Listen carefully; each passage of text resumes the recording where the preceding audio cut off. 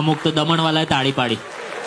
એક right turn લઈ લીધો ત્યારથી અમે વાપીમાં જ હવે અમારો પિનકોડ છે એવું છે આ લોકો. એટલે ક્રેઝી વસ્તુ ના સૌથી ખરાબ શું છે કે વેસ્ટમાંથી ઈસ્ટમાં આવવું હોય ના ઈસ્ટમાંથી વેસ્ટમાં અહીંયા વેસ્ટ ઈસ્ટ છે આપણે વેસ્ટમાં જઈએ ટોપા. આપણે અહીંયા એવું છે તમારા મુંબઈ લીક થયું એમ તો છે ને ઈસ્ટમાંથી વેસ્ટ આવ્યા ને અમે તો અહીંયા ઈસ્ટ છે અહીંયા વેસ્ટ છે આપણે આમ જવાનું પછી આમ જવાનું પછી આમ આવવાનું તો પછી આ સમજાતું જ નહીં લે મને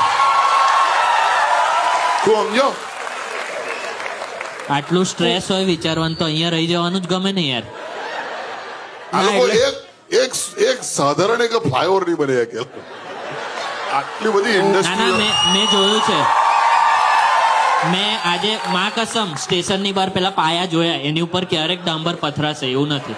અલા પણ એ બુલેટ ટ્રેન નું છે આ લોકો અચ્છા એવું છે ઓ સોરી બ્રિજ જ બ્રિજ જ છે. અરે એ બ્રિજ ની બી અઘરી ઘટના છે. એ બ્રિજ પહેલા હતો એક પછી તોડ નાખ્યો.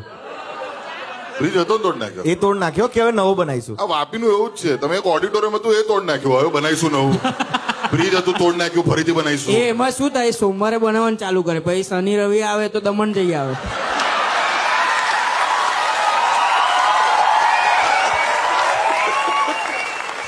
એટલે પાછા ઘેર આવીને ચડેલી તોડી નાખે ભાઈ સોમવારે પાછું.